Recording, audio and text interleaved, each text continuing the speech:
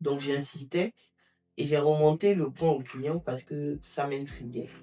Et c'est le client qui me fait comprendre que il faut aussi dans la gestion d'un projet intégrer, mais de façon forte et vive, hein, la culture. Parce que dans la culture de cet homme, c'est plutôt difficile, même s'il vient dans un monde moderne, de voir venir une femme vers lui et lui demander des documents.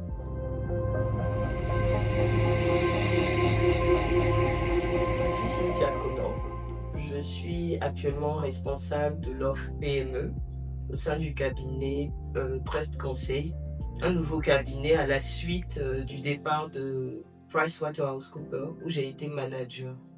Bon, surtout sur les sujets accompagnement des PME dans la sous-région, principalement en Côte d'Ivoire. J'avoue que j'ai eu une histoire un peu atypique, hein, parce que j'ai commencé par des études de droit, où j'ai eu un master en droit, et après j'ai eu un autre master en management des entreprises familiales. C'est là où tout le déclic est intervenu, parce que pendant mes études de droit, j'ai travaillé chez BNP Personal Finance, au service recouvrement, dans un GIE. Et après avoir fait mes études de management des entreprises familiales, je suis rentrée à la chambre de commerce. C'était vraiment inédit parce que ce n'était pas forcément la boîte. Donc je suis partie à la chambre de commerce de Bordeaux, là où on m'a reçu, j'ai eu un stage et après j'ai été mise à contribution sur un projet qui faisait intervenir la chambre de commerce de Côte d'Ivoire. Et à la suite d'événements personnels, j'avais décidé de rentrer définitivement en Côte d'Ivoire. Donc là-bas, mes supérieurs étant satisfaits en tout cas de ce qu'ils me disaient, de ce que j'ai pu apporter pendant mon parcours, on demandait à ce que, pour éviter les interminables, j'ai envie de dire, aller-retour entre la France et la Côte d'Ivoire, étant donné que j'avais décidé de rentrer, que je puisse être embauchée ici en Côte d'Ivoire pour pouvoir terminer l'implantation de tout ce qui avait été décidé au sein de la Chambre de commerce de Bordeaux. Quand je suis arrivée en Côte d'Ivoire, j'ai mon premier patron qui me disait que rien de ce que, en tout cas, je pourrais avoir appris là-bas ne pourra se mettre au service des entreprises ivoiriennes de façon linéaire parce qu'il y a un aspect culturel qui me manquait. Au départ, je l'écoutais d'une oreille, mais pas totalement. Et c'est après, lorsque j'ai décidé de pouvoir créer une certaine proximité avec les entreprises, que j'ai bien compris que ce que mon patron me disait était une réalité. Du coup, j'ai travaillé en chambre de commerce pendant 5 ans sur plusieurs sujets, l'organisation de forums, la recherche de financement, la structuration des entreprises, les mises en relation partenariat d'affaires et tout ça. Et la chose la plus extraordinaire, c'est que j'ai été contactée par Price justement sur un sujet d'accompagnement des PME ou la recherche de financement. Donc là, je retrouvais mes premiers amours et ça a été vraiment un déclic dans ma carrière. À la suite de cela, je rentre maintenant dans un monde où il faut rechercher des marchés, ce que je ne faisais pas du tout antérieurement.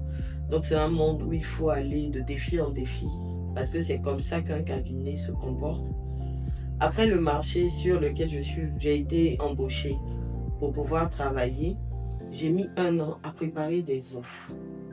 1 an pour pouvoir trouver et chaque jour, je cherchais en tout cas à perfectionner mes offres pour que je puisse trouver les marchés qui vont me permettre de pouvoir, entre guillemets, mériter davantage ma place au sein de Price en tant que manager. Et ça a été un succès parce que dans la foulée, j'ai pu gagner 2 gros marchés. Mais ça a été vraiment quelque chose de salutaire parce que j'ai été coachée aussi par mon directeur et j'ai mon actuel collègue avec qui je travaille au sein de Trust Conseil qui était toujours là aussi pour pouvoir m'aiguiller et tout ça pour que je puisse vraiment sortir la Cynthia que eux ils avaient vue et que moi j'avais pas forcément vue. À la suite du départ de Bryce, les clients ne souhaitaient pas que même le départ de Price handicape la suite du marché parce qu'on était en plein temps, c'était un marché de 2 ans. Il souhaitait juste que l'équipe que Price avait identifiée pour pouvoir mener à bien la mission puisse rester parce que on avait déjà commencé à produire des résultats et ça aurait été dommage qu'ils puissent relancer le marché et trouver de nouveaux acteurs. Et c'est comme ça que par la force des choses, je me retrouve aujourd'hui à manager ou à piloter une offre que j'aime bien au sein d'un cabinet qui est propre à nous, qui s'appelle Trust Conseil. Pour ce qui est d'une anecdote, l'histoire qui me vient en tête, c'était au cours d'un projet où il fallait sélectionner des entreprises et récupérer un certain nombre de documents. Donc, à chaque fois que, en tant que chef de projet, je partais vers l'entreprise. Donc, à chaque fois que je partais vers ce chef d'entreprise, j'avais pas de réponse. Je comprenais pas pourquoi, parce que je demandais avec la plus grande politesse, avec tout ce qui va avec. Et étant chef de projet, je me disais, bon, il a adhéré au projet. C'est pas tout à fait normal qu'il puisse ne pas me donner les documents dont j'ai besoin. Donc, j'insistais. Et j'ai remonté le point au client parce que ça m'intriguait. Et c'est le client qui me fait comprendre que il faut aussi, dans la gestion d'un projet, intégrer, mais de façon forte et vive, hein, la culture.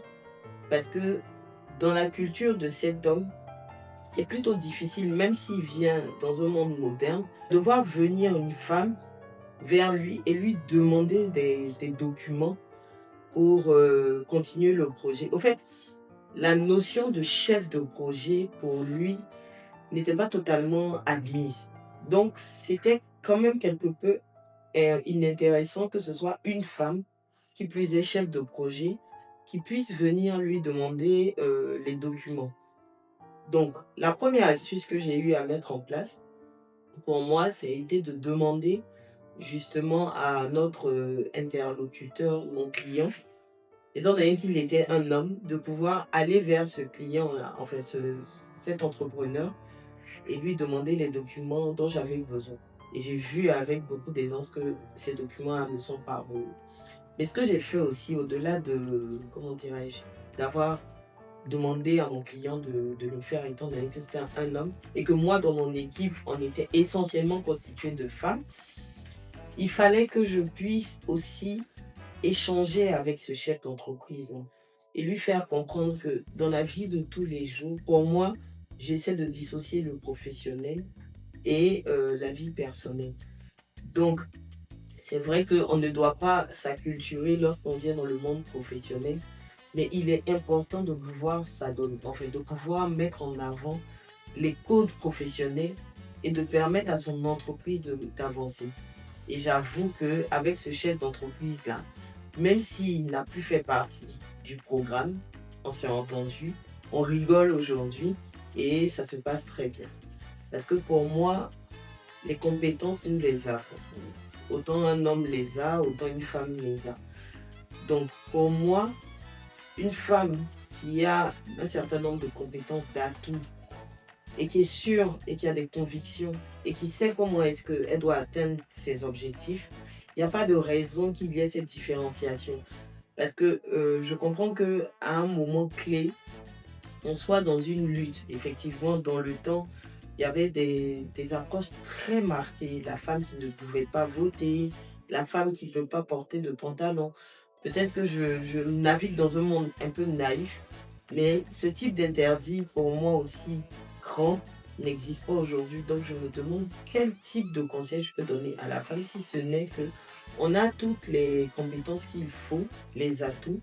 Donc il n'y a rien en tout cas qui doit nous empêcher de pouvoir atteindre les objectifs que ce sera fixé.